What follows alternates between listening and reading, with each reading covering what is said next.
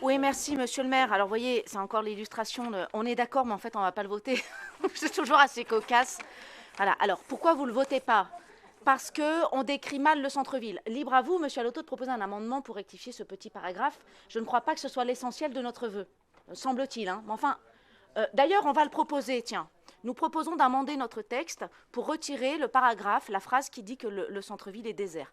Voilà, nous proposons donc cet amendement et peut-être qu'en retirant cette information, M. Alotto et la majorité pourra voter notre vœu. Plus sérieusement, on dépose quand même l'amendement, hein, monsieur le maire. Plus sérieusement, à chaque fois, vous nous renvoyez le taux de vacances qui effectivement n'est pas mauvais, il est autour de 7%, vous avez raison, au centre-ville de Grenoble. Mais quand vous discutez, et j'ose croire que vous le faites, c'est ce que j'entends en tout cas, et félicitations pour ça. Lorsqu'on discute avec les associations des commerçants, que nous disent-ils? Ils nous disent 3 choses, 4 même, pardon. Ils nous disent que, 1, on a globalement, en termes d'offres commerciales, une baisse de la qualité de proposition commerciale. Vous regardez, vous en parliez tout à l'heure fièrement, monsieur le maire, la place Grenette. Place Grenette, donc le Starbucks Café va ouvrir, on est ravis, c'est quand même mieux que le KFC, hein, vraiment, c'est top. Donc à côté du Starbucks qui va ouvrir, nous avons un tacos. Je sais que vous en êtes très fiers d'un point de vue gastronomique et filière courte et bio, c'est vraiment l'idéal pour un maire écolo que de soutenir les tacos. Juste à côté, les sushis. Encore à côté, une saladerie de trucs à emporter en boîte. Un resto taille à emporter aussi et les Pokéballs. Voilà, ça résume, et évidemment les bars de la place Grenette, là où il y a les nouveaux arbres et les terrasses. Voilà l'offre, et quand vous regardez Grand Rue, il y a des boutiques où globalement, il y a surtout des trucs pas chers à vendre. Donc on a un sujet sur la qualité des commerces qui s'installent aujourd'hui à Grenoble, malgré une vacance effectivement plutôt dynamique, enfin moins pire, dirons-nous. Deuxième élément que nous disent les commerçants, c'est que le panier moyen, c'est-à-dire ce que consomment les gens qui se baladent en ville et qui viennent dans les commerces, s'effondre. Avant, quand on dépensait, on allait par mois, par jour... Non mais, détendez-vous les gars, ça va bien se passer.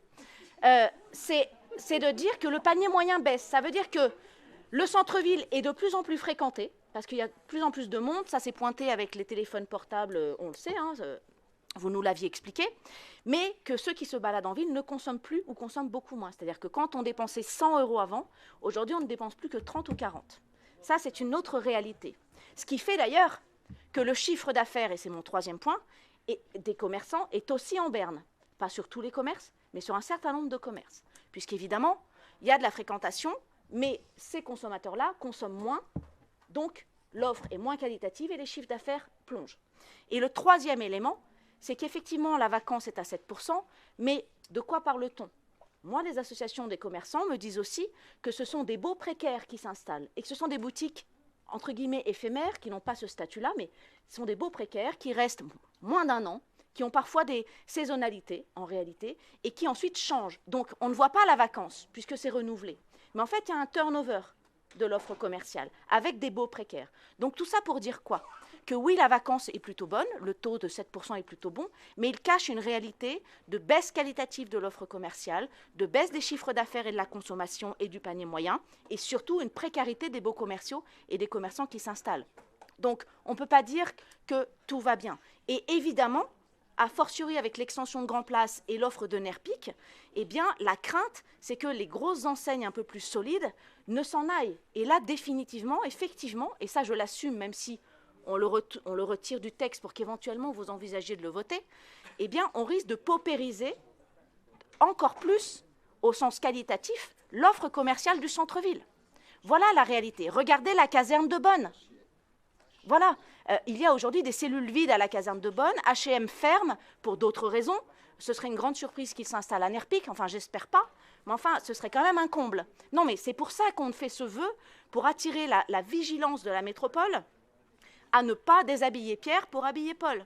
Or là, avec l'offre de Grand Place et l'offre de Nerpic, il y a un vrai sujet. Donc, nous soumettons l'amendement pour retirer la phrase sur la critique de l'état du centre-ville, malgré les arguments qui, je crois, tiennent la route que je défends, mais comme ça, on a un vœu qui peut faire plus consensus, avec un objet réel, pour le porter à la connaissance de la métropole. Me semble-t-il, ça pourrait quand même être partagé. Tentative du soir numéro 2.